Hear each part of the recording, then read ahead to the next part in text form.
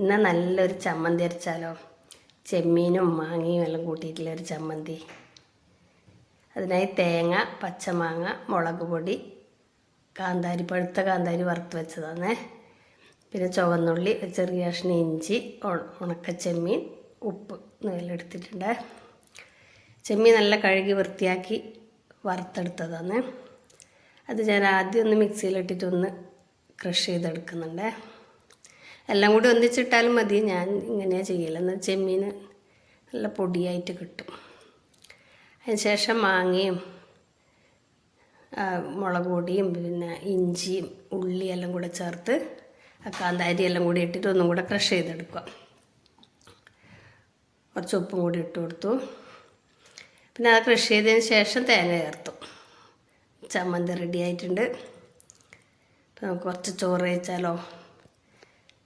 നല്ല ചൂട് ചോറിൻ്റെ മേലെ ചമ്മന്തി കുറച്ച് കോരിയിടുക. ചാറ് കറിയൊന്നും വെക്കാനൊന്നും സമയം കിട്ടിയിട്ടില്ല, കുറച്ച് തിരക്കായിരുന്നു.